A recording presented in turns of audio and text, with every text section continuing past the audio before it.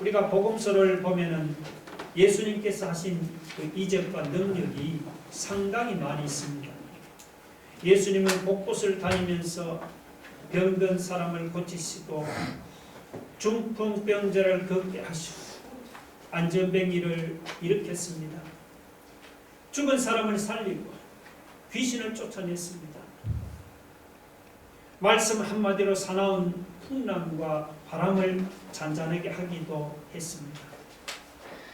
그런데 이런 이적과 이런 능력이 예수님의 가장 중요한 사역은 아닙니다.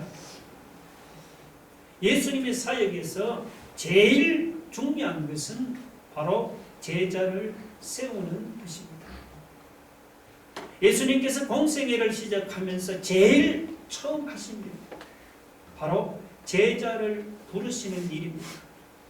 오늘 본문도 예수님께서 12제자를 부르시는 장면입니다.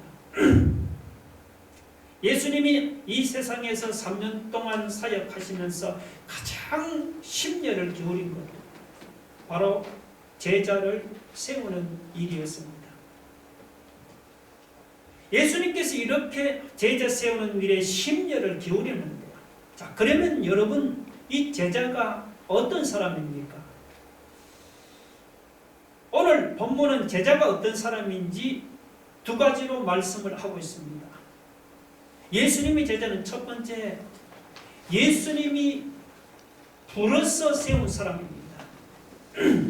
1절에 보니까 예수께서 12제자를 불러 모으사, 그렇게 말씀했습니다. 사람들이 제자가 되겠다고 예수님을 찾아간 것이 아니고 예수님께서 제자들을 불러주신 겁니다. 마태복음 8장에 보면 한 유능한 서기관이 예수님의 제자가 되겠다고 자원을 했습니다. 그 서기관은 예수님을 찾아가서 선생님이 어디를 가시든지 저는 선생님을 따라가겠습니다. 그러면서 제자로 자원을 했습니다. 그런데 예수님은 그 서기관의 제안을 한마디로 딱 거절했습니다. 그러니까 사람이 예수님의 제자로 자원해서 제자가 되는 것이 아닙니다. 요한복음 15장 16절 한번 같이 봅시다. 다 같이 시작. 너희가 나를 택한 것이 아니요 내가 너희를 택하여 세운다. 너희가 나를 택한 것이 아니다. 예수님의 제자는 예수님이 선택하시고 불러주셔야 되는 겁니다. 내가 예수님의 제자가 되겠다고 제자가 되는 것이 아닙니다. 여러분, 베드로나 야고보나 요한을 한번 보세요. 그들 중에 자원해서 제자가 된 사람이 있습니까? 한 사람도 없어요. 예수님께서 그들을 제자로 불러주셨기 때문에 제자가 된 것입니다. 12제자만이 아닙니다. 우리도 예수님이 불러주셔서 제자가 된 것입니다. 우리가 되겠다고 원해서 제자가 된 것이 아닙니다. 만약에 내가 원해서 제자가 되었다면 내가 싫으면 그만두면 그만이죠. 그러나 예수님이 나를 제자로 불러 세웠기 때문에 예수님이 그만두라고 너 그만두라고 말씀하지 않으면은 내가 그만두고 싶어도 그만둘 수 없는 것이 제자입니다. 내가 주님의 제자로 세움받은 것을 부담스럽게 생각하지 맙시다. 나같이 무능한 죄인을 예수님께서 불러서 제자로 세우시고 주님의 일을 하도록 한 것이 여러분 얼마나 큰 영광입니까? 예수님이 부족한 나를 제자로 불러서 내가 주님의 제자가 되었다는 이런 자부심과 긍지를 가지고 여러분 주님을 더욱더 충성스럽게 섬기는 제자의 길을 걸어갈 수 있기를 바랍니다. 아멘. 제자는 두 번째, 세상으로 보냄을 받은 사람입니다. 1절을 보면 여러분 예수께서 12제자를 불러 모으사, 이 구절이 그 다음 2절 끝에 보니까 내보내시며 이렇게 연결이 됩니다. 그러니까 제자는 예수님이 불러 세운 사람이지만 동시에 그는 예수님에 의해서 세상으로 보냄을 받은 사람입니다. 그러므로 제자는 예수님의 은혜 안에 머무르기만 해서는 안 되는 거죠. 제자는 복음을 들고 세상으로 나가야 할 사람이 바로 제자입니다. 마태복음 17장에 보면은 변화산 사건이 나옵니다. 하루는 예수님께서 높은 산에 올라가서 얼굴이 그냥 해같이 빛나는 형상으로 변화되었습니다. 베드로는 그 예수님이 변화된 모습이 너무도 황홀했어요. 그 산 위에 집을 짓고 그곳에서 영원토록 주님과 함께 살자고 제안했습니다. 그러나 자기들만 산 위에서 은혜를 누리면서 사는 것은 예수님의 뜻이 아닙니다. 산 밑 세계에는 예수님의 도움을 필요로 하는 간질병 들린 아이가 기다리고 있었습니다. 예수님의 제자는 베드로처럼 그냥 여기가 조사오면서 하면서 교회 안에만 머물러 있어서는 안 되는 것입니다. 예수님의 제자라면은 예수님처럼 우리는 복음을 들고 세상을 향해 나가야 합니다. 세상에는 우리가 돌아볼 곳이 한두 곳이 아닙니다. 우리를 필요로 하는 사람들을 찾아가는 사람이 바로 예수님의 제자입니다. 우리가 가야 할 곳으로 가는 사람이 바로 예수님의 제자입니다. 우리가 있어야 할 곳으로 복음을 들고 찾아가는 사람이 예수님의 제자입니다. 그러니까 여러분 짐을 사들고 다들 아프리카 선교사로 떠나라는 말이 아닙니다.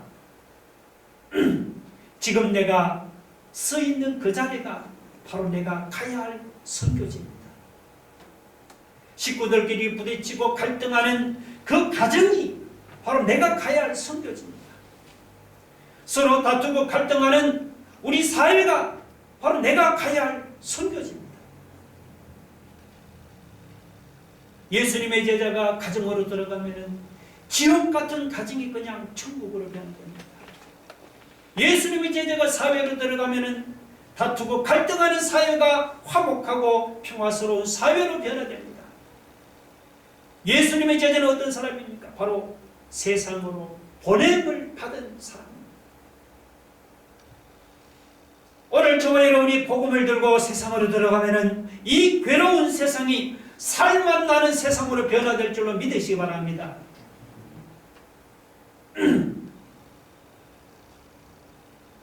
그러면 예수님이 제자를 세우시고 보내시는 목적이 무엇입니까? 오늘 본문 1절에 예수께서 12제자를 불러 모으사, 이것이 그 다음 2절에 하나님의 나라를 전파하며 앓는 자를 고치게 하려고 내보내시며, 이렇게 연결이 됩니다.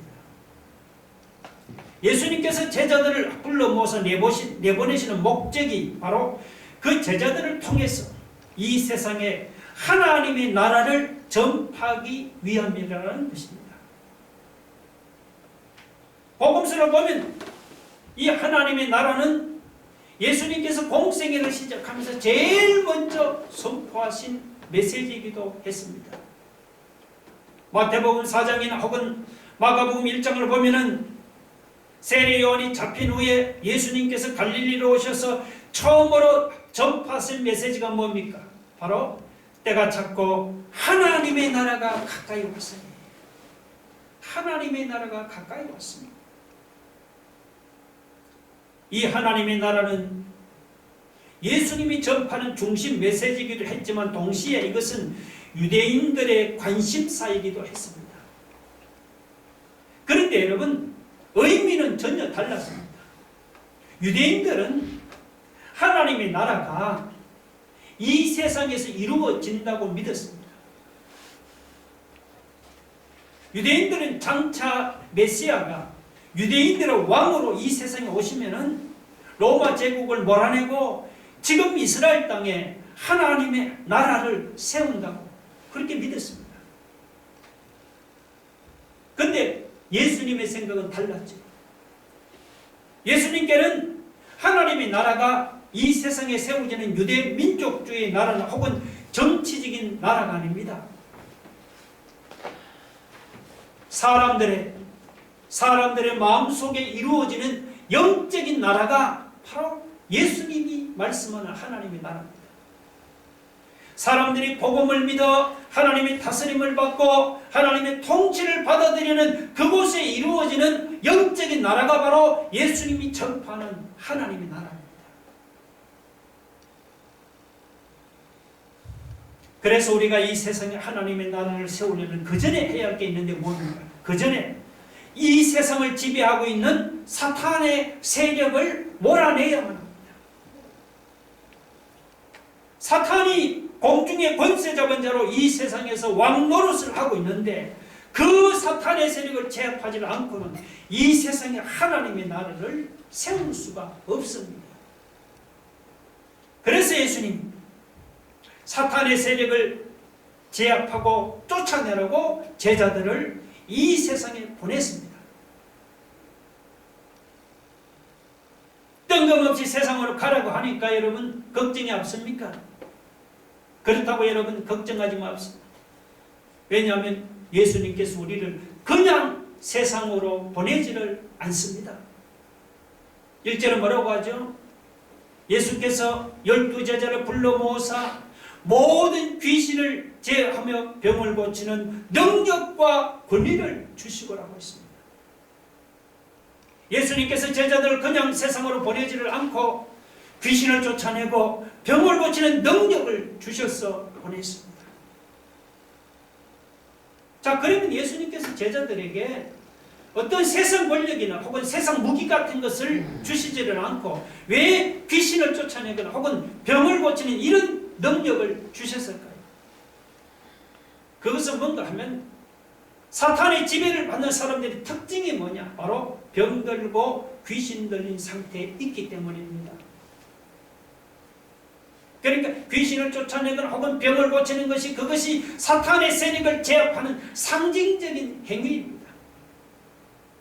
그래서 예수님이 사탄의 세력을 제압하고 쫓아내라고 제자들에게 이런 병을 고치고 귀신을 쫓아내는 권세와 능력을 주신 겁니다. 귀신을 쫓아내고 병을 고치는 것은 예수님께서 지금까지 사용하시는 능력이었죠. 예수님께서 귀신을 쫓아내고 그리고 병든 사람을 고침으로 사탄의 세력을 쫓아내고 하나님의 나라를 전파하지 않았습니까? 그런데 예수님은 그런 능력을 누구에게 준 거예요? 제자들에게도 주신 겁니다. 이제 제자들은 그 능력을 받았어. 가는 곳마다 귀신이 쫓겨나가고 그들을 통해서 병든 사람이 고침을 받는 일이 일어날 것입니다. 이런 놀라운 일들을 사람들이 보게 되면은 하나님을 모르던 수많은 사람들이 하나님을 믿고 그리고 하나님의 품으로 돌아오지 않겠습니까? 그런 목적 때문에 예수님이 제자들에게 이런 귀신을 쫓아내고 병을 고치는 능력을 주신 겁니다. 그럼 제자들에게 이런 권세를 주시고 능력을 주신 예수님께서 오늘 우리에게는 안 주십니까? 이런 권세를? 아니죠. 예수 믿는 사람에게면 누구에게는 주님이 이런 권세와 능력을 주십니다. 그러니까 주님에게 문제가 있는 게 아니고 우리에게 문제가 있는 것입니다. 우리가 복음을 듣고 제자들처럼 우리가 세상으로 나가기만 하면은 예수님께서 우리에게도 이런 권세를 주시고 이런 능력을 주시는 거예요. 그런데도 사람들은 전도하라고 하면은 아이 내가 어떻게 전도할 수 있느냐 그렇게 반문하지 않습니까? 여러분 그런 사람들을 위해 다시 한번 말씀드립니다. 여러분 이 복음 전도는 예수님이 주시는 힘과 능력으로 하는 것이지 내 힘이나 내 능력으로 하는 것이 아닙니다. 마을 주변에 없다고 이러면 지레 겁을 먹지 맙시다. 나는 능력이 없다고 회복이 되기 전에 여러분 위축되지도 맙시다. 빌립보 4장 13절 한번 볼까요? 같이 한번 읽어봅시다. 다 같이 시작. 내게 능력 주시는 자 안에서 내가 모든 것을 할 수 있습니다. 아멘. 사도 바울의 고백입니다. 오늘 우리도 바울처럼 내게 능력 주시는 주님을 믿고 여러분 나아가 보기를 바랍니다. 우리가 나가지를 않아서 그래서 능력이 안 나타나는 것이, 우리도 제자들처럼 주님을 믿고 나가면 능력 주시는 예수님께서 오늘 우리를 통해서도, 여러분을 통해서도 귀신이 쫓겨나가고 여러분을 통해서도 병 고치는 이런 놀라운 능력이 나타날 줄을 믿으시기 바랍니다. 아멘. 그러면 이 복음을 전하는 여러분 전도자의 자세가 구체적으로 어떠해야 할까요? 누가는 이 본문에서 복음을 전하는 전도자의 자세를 세 가지로 언급을 했습니다. 첫째는 뭐냐? 복음 전하는 전도자는 하나님만 전적으로 믿고 의지해야 합니다. 자, 여러분 3절 한번 보세요. 이르시되 여행을 위하여 아무것도 가지지 말라. 지팡이나 배낭이나 양식이나 돈이나 두 벌옷을 가지지 말라. 자, 이것은 여러분 사람이 복음을 전하는데 양식도 필요 없고 돈도 필요 없다 그런 말이 아닙니다. 사람이 살아가는 돈도 필요하고 양식도 필요하듯이 복음을 전하는데도 돈도 필요하고 양식도 필요하죠. 그러나 이 말씀은 뭐죠? 돈이 필요하다고 돈을 믿고 의지해서는 안 되는 거예요. 사람이 돈을 믿기 시작하면 그때부터 뭡니까? 하나님을 믿으려고 하지는 않습니다. 무슨 일을 하든지 돈을 믿으려고 하고 돈을 내세우려고 합니다. 여러분, 이렇게 돈을 믿고 돈을 내세우는 사람에게는 하나님의 능력이 나타나지 않지요. 어떻게 나타나겠습니까? 그리고 하나님의 능력이 나타나지 않는데 전도해본들 무슨 열매가 나타나겠습니까? 그러니까 돈을 믿고 전도하는 사람은 백날 전도해도 열매가 나타나지 않습니다. 그래서 복음을 전하는 사람은 돈이나 양식을 믿을 게 아니고 전적으로 하나님만을 믿고 의지해야 합니다. 하나님을 전적으로 믿으려니까 먹고 사는 생활 문제를 그럼 어떻게 해야 할지 걱정이 됩니까? 걱정할 것 하나도 없어요. 우리 마태복음 6장 33절 한번 볼까요? 같이 한번 읽어봅시다. 시작. 그의 의를 구하라. 그리하면 이 모든 것을 너희에게 더하시게 됐습니다. 우리가 하나님을 믿고 전도를 하면 우리가 살아가는 데 필요한 이 모든 것을 더하는 그런 축복을 받게 될 줄로 믿으시기 바랍니다. 아멘. 두 번째, 전도자는 주님이 준비해 놓은 협력자를 찾아내어야 합니다. 자, 4절 보세요. 어느 집에 들어가든지 거기서 머물다가 거기서 떠나라고 했습니다. 그러니까 예수님은 전도자는 어느 곳에 가든지 한 집에 가라고 말씀했습니다. 전도자가 대접을 받으려고 이 집 저 집 돌아다니면 오해를 받을 소지가 있지요. 그런데 이 4절은 그보다는 뭐냐? 이 말씀은 주님이 준비해 놓으신 복음의 협력자를 찾아내라는 말입니다. 여러분이 전도는 윤리 강의가 아니잖아요. 마귀 사탄과 영적인 전쟁이 이게 전도 아닙니까? 이런 치열한 영적인 전쟁에서 여러분 자기 혼자 전도한다는 것은 대단히 위험한 일이죠. 반드시 뭡니까? 전도에는 영적인 동역자와 협력자가 필요합니다.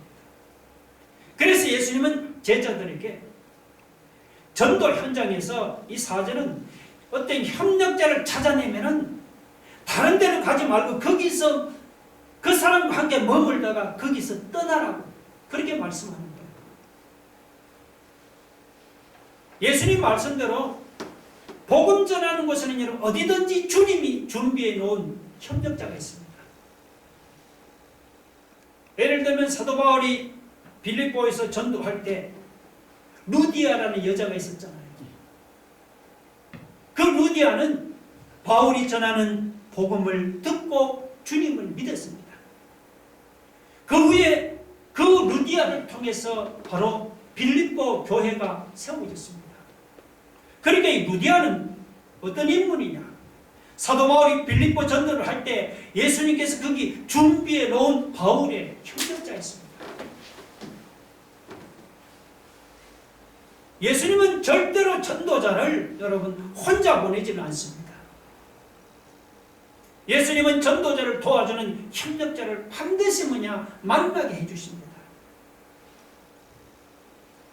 주님이 사도 바울이 협력자로 빌립보에 루디아를 준비해 놓았듯이 이곳 안산에서도 우리 새하늘교회를 세울 협력자를 주님이 준비해 놓았습니다. 오늘 우리도 주님이 준비해 놓으신 그 협력자를 찾아서 그들과 힘을 합쳐서 우리 교회를 든든하게 세워나가기를 바랍니다. 그 다음 세 번째는 뭡니까? 전도자는 사람들이 복음을 받아들이지 않고 거부하는 결과까지 책임질 필요는 없습니다. 자, 5절 한번 보세요. 누구든지 너희를 영접하지 아니하거든 그 성에서 떠날 때 너희 발에서 먼지를 떨어버려 그들에게 증거를 삼아 하시니. 자, 여기서 이 발에 먼지를 떨어버리는 것은, 이 말은 복음을 받아들이지 않고 거부하는 사람들을 막 미워하고 그들을 저주하라 이런 말이 아닙니다. 그런 뜻이 아니에요. 이 발에 먼지를 떨어버리는 것은, 이것은 비유적인 표현으로 복음을 받아들이지 않는 사람들에게는 더 이상 미련을 가지지 말라, 더 이상 상종하지 말라, 그런 뜻입니다. 보통 사람이 우리가 전도에 대해 결과가 없으면 어떻게 합니까? 아이고, 나는 무능해서 전도에도 열매가 안 맺히는가 보다, 보통 이렇게 생각하고 낙심해서 나는 전도 소질이 없나 보다 하고 더 이상 전도하지 않으려고 하는데, 그렇게 하지 말라는 것입니다. 물론 전도자가 제대로 전하지를 않았다면, 전도하지 않았다면 책임은 전도자에게 있죠.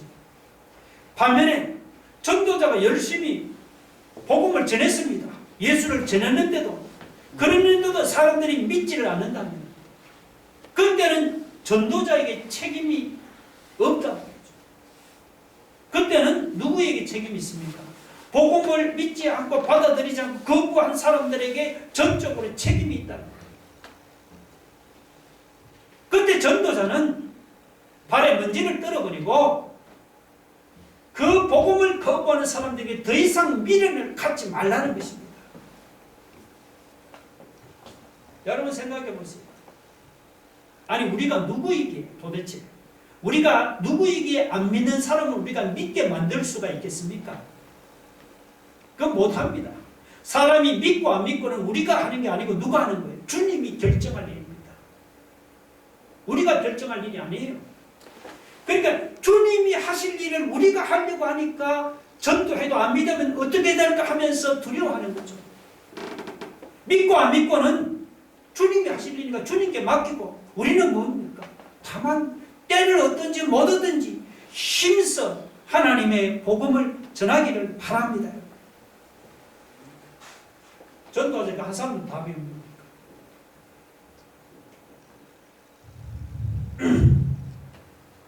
제자들은 예수님이 시키는 대로 여러 마을에 다니면서 복음을 전파했습니다. 그때 제자들이 놀라운 일을 목격을 했습니다. 자, 6절 한번 보세요. 제자들이 나가 각 마을에 두루 다니며 곳곳에 복음을 전하며 병을 고치더라 했습니다. 제자들이 나가서 복음을 전파할 때 자기들을 통해서 사람들이 병에서 고침을 받고 그리고 귀신이 떠나가는 이런 놀라운 능력이 나타나는 것을 보았습니다.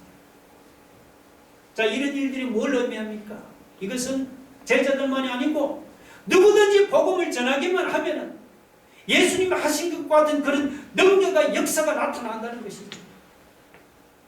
예수님이 복음을 전할 때 귀신이 쫓겨나가고 사람들이 병고침을 받듯이 제자들이 복음을 전할 때도 그런 일들이 일어났고, 오늘 저와 여러분이 우리가 복음을 전할 때도 귀신이 쫓겨나가고 사람들이 병고침을 받고 주님께로 돌아오는 놀라운 일들이 일어난다는 거죠. 안에서 그랬죠. 이런 일들이 일어날 때 세상 사람들은 영문을 몰라서 매우 두려워하고 매우 당황합니다. 분봉왕 헤롯도 제자들이 복음 전하는 소식을 듣고는 심히 당황했죠. 7절을 보니까 분봉왕 헤롯이 이 모든 일을 듣고 뭐라고 합니까? 심히 당황하니. 헤롯은 자기가 목을 베어 죽인 그 세례요한이 다시 살아난 것이 예수님이 아닌가 해서 매우 두려워하고 당황했습니다. 분봉왕 헤롯만 당황한 것이 아니죠. 자, 여러분 7절 하반 8절 보세요. 이는 어떤 사람은 요한이 죽은 자 가운데서 살아났다고도 하며, 어떤 사람은 엘리야가 나타났다고도 하며, 어떤 사람은 옛 선지자 한 사람이 다시 살아났다고 합니다. 그러니까 제자들이 복음을 전하니까 예수님을 가리켜서 사람들은, 어떤 사람들은 뭐라고 합니까? 세례 요한이 죽은 자 가운데서 살아났다 이렇게 하기도 하고, 또 어떤 사람은 구약시대에 엘리야가 나타났다 그렇게 또 말하기도 하고, 또 어떤 사람은 옛 선지자 중에 한 사람이 다시 살아났다 말이죠. 그렇게 지금 떠들고 있습니다. 그러니까 제자들이 나가서 하나님의 복음을 전하니까 분봉왕 헤롯만 당황한 게 아니고 온 유대 사회가 그냥 발칵 뒤집어진 겁니다. 제자들의 전도가 당시 유대 사회를 그만큼 요란하게 만들어 놓았습니다. 그러니까 조용했던 세상을 요란하게 만들어 놓고 복음으로 그냥 뒤집어 놓은 사람들이 누구냐?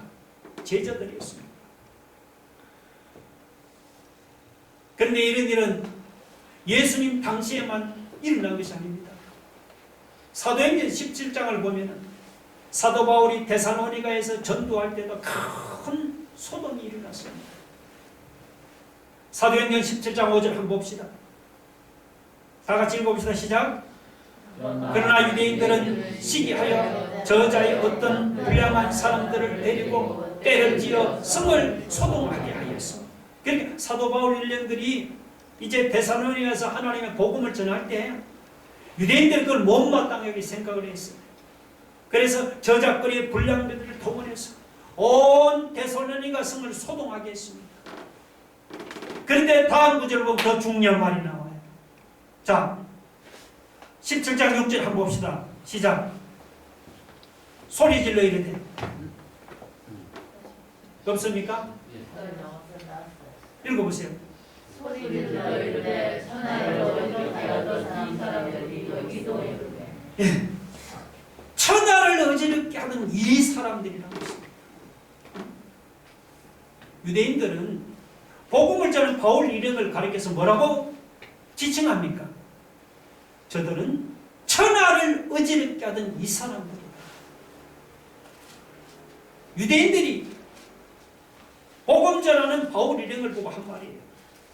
여러분 그도 그럴 것이 전에는 조용하던 데살로니가 성이 사도 바울 일행이 들어가서 전도를 하니까 갑자기 큰 소동이 나면서 그냥 뒤집어졌잖아요.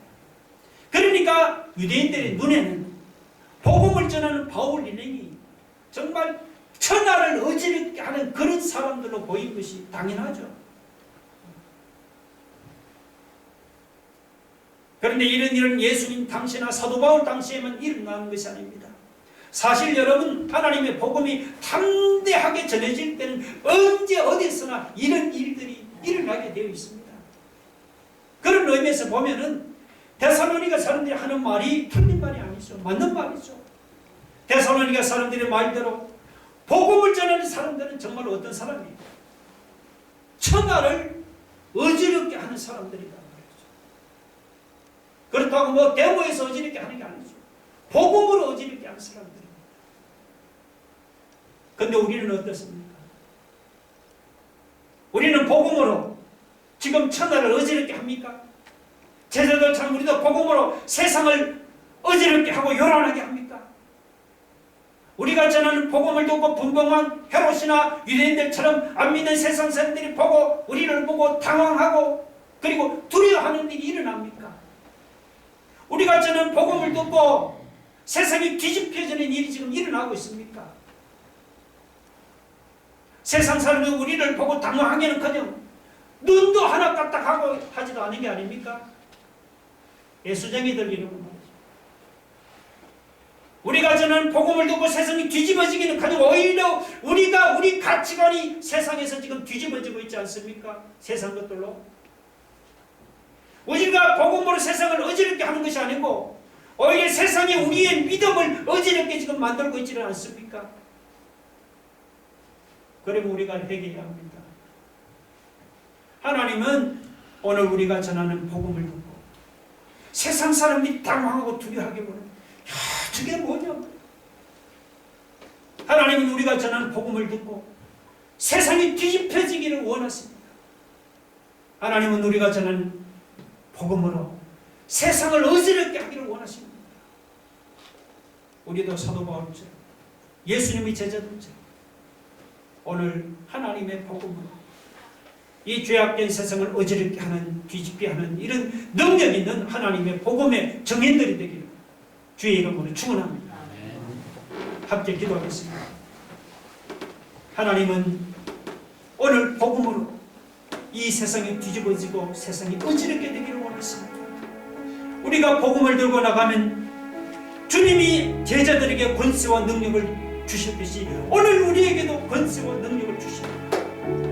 예수님의 제자가 가정을 들어가면 지옥 같은 가정이 천국으로, 예수님은 제자가 사회에 들어가면 갈등하고 사회가 평화스러운 사회로 변합니다. 오늘 우리가 복음을 들고 세상으로 들어가면 괴로운 세상에 사고만 나는 세상으로 변합니다. 주여, 우리도 제자들처럼 복음으로 세상을 뒤집어 놓고 복음으로 세상을 어지럽게 하는 이런 능력 있는 복음의 증인이 되게 하옵소서. 주여, 우리도 복음을 들고 세상으로 들어가서 우리 정말 가정을 천국으로 바꾸고 갈등하는 사람을 화목하게 바꾸고 괴로운 세상을 사랑 만나는 세상으로 바꾸는 복음의 증인들이 되게 해달라. 우리 한번 다 같이 한번 통소리 들어보겠습니다. 할렐루야. 하나님 아버지 하나님, 아버지 하나님, 하나님은 복음으로 세상이 뒤집어지고 하나님 복음으로 세상이 정말 어지럽게 되기를 원하십니다. 아버지 하나님, 우리가 복음을 들고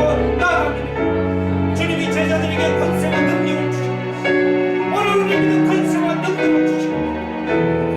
나가지 않고 주의 이름을 힘입고 나가지 않고 여기가 조선이 하면서 이렇게 주저앉았습니다.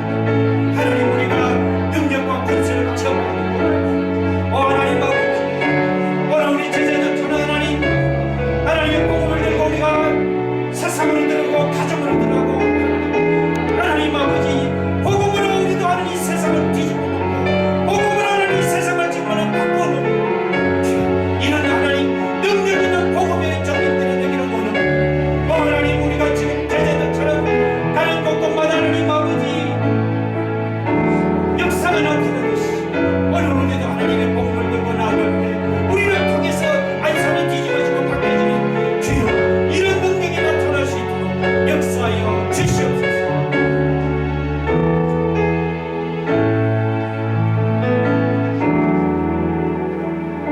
예수님 이름으로 기도드립니다. 아멘.